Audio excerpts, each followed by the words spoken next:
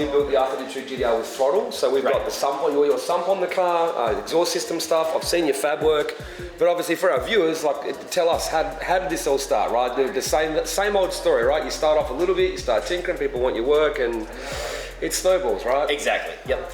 Because originally this wasn't my full-time job. Full-time, I was in construction, and I just kind of did this as a side project. Yeah.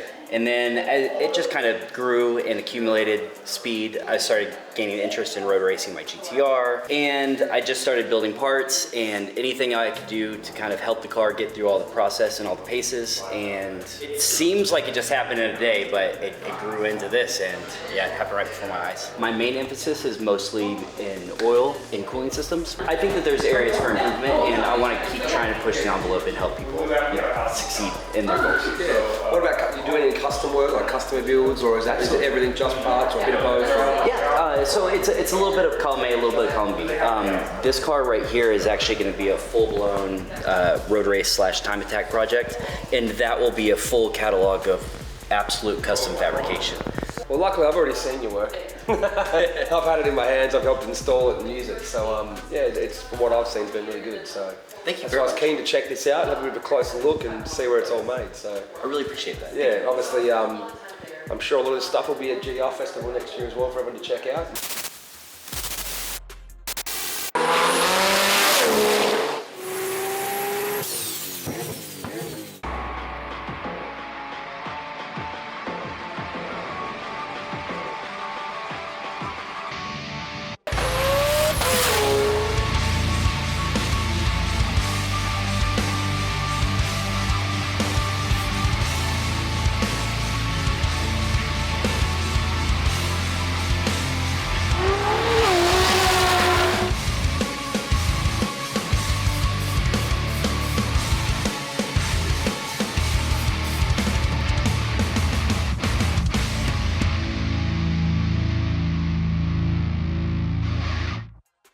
Hey, I did say earlier today that any GTR, even if it's on a rotisserie, it still has to go.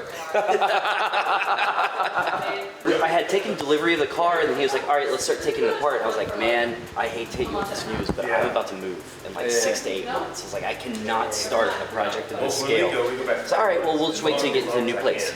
Get to the new place, get it stripped out, send it off to get the roll cage done, and I had a garage fire. So, oh, man. I think I remember hearing something about that. Yeah. So I had a shop fire, so I was displaced, family was out. I had to put these cars all over Texas and everywhere else, and then thankfully... Just run last week with a factory in Dallas.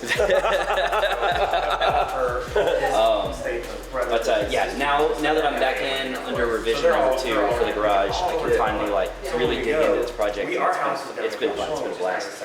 Need to know anything? Give me advice. That is a labor trade that I took in from an old customer. He was like, look, I'm not having any luck selling this car. It's a Canadian car. It's here legally.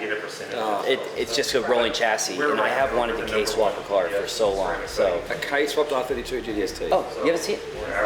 I have. I'm just trying to act super shocked for the camera. Oh my God, I've screwed up. It doesn't matter. That's even better now. I have heard of it. Yeah. Okay. Is that one? Please excuse it. It is very, very dirty. It's been sitting for a bit. That's all right. It's a GTR. They're supposed to sit around for a while. Ooh, hello. So this is a HKX 2.8, and it's a step 2, but it was a step 2 that was done before they were offering the VCAM. So he purchased this through Intech. Then they started releasing the step 2 as like mandatory. This comes with step 2 VCAM. So he hit up Intech. It's like, hey, before you guys send me the motor, can y'all just go ahead and get the VCAM installed and everything else? They took care of that. We got it here. Made it to the transmission, put it in. He didn't really want to do a lot of custom fabrication. He really just wanted this to be a bolt-on car. Yeah. Look at this, Tommy. It's not OEM. See, I have that on my car, so. Yeah. That's tidy. So you obviously made all that. Piping. Or was that's part your piping? Yeah, I did the hot pipe and the intake and just some of the real basic stuff. Got your sump on it as well, or not? This one? It's an older version of one of my sumps, but it's one of my sumps, yeah. So that was a 33 you bought out today? I just keep this very basic, very plain. It's very clean.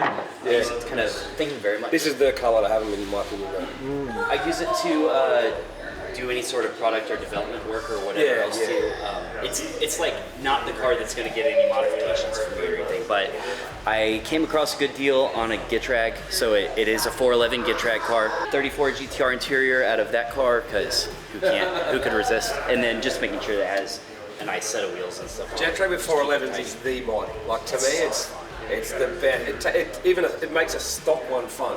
Like you can have stock power, you put that in, it's a fun car.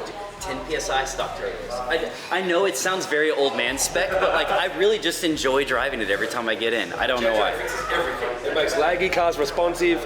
It makes slow ones fast. Gitrag is the bomb. And then obviously the 34. I know it's auto, but still. And then my wife's redheaded stepchild car, but you know. That's okay. I'll let you go. It's the only one in here pouring oil out of the bottom, so. Well, it's supposed to be the other way around. RBs are supposed to pour everywhere, right? So yeah. I guess the last thing is like, what are your thoughts on obviously Australian GTRs coming over?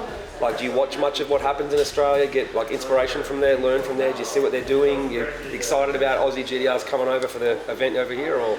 I love it. I think it's really cool. And I think it's cool not because it's what I want to do or it's what I want to change my style to, but it's another style that I appreciate and I accept. Yeah. And I mean, it's just awesome what they're doing with the cars. I mean, the OEM Plus stuff seems really popular here. I think Americans are still getting used to that 500 to 700 horsepower territory. We're still stepping into waters that you guys have been swimming in for over a decade. Yeah, so. That's right, yeah. It's like people go to me, oh, I made 700 horsepower, it's OEM Plus. I'm like, yeah, dude, it's... I mean, that's good, don't get me wrong, but we have Aussie GTR Plus. That's right.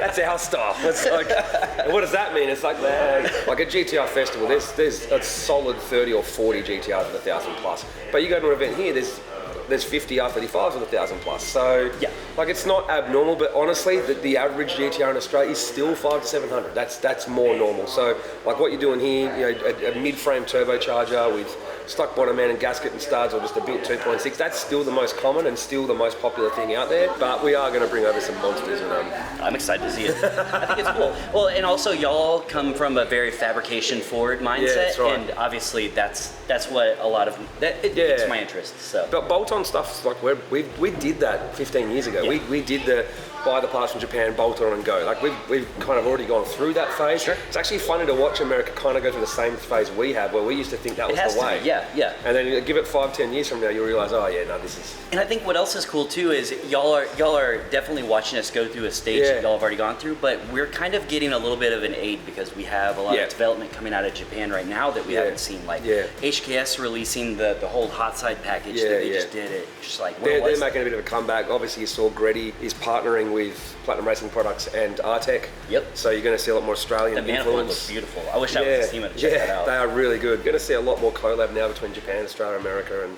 I think it's a pretty bright future, to be honest. Like I think all of us want to do better. So in the end, everybody grows. That's what we want, right? Yeah. It's all going to be different styles, but as long as the end goal is the same. So I just want to go really fast in my car, to be honest.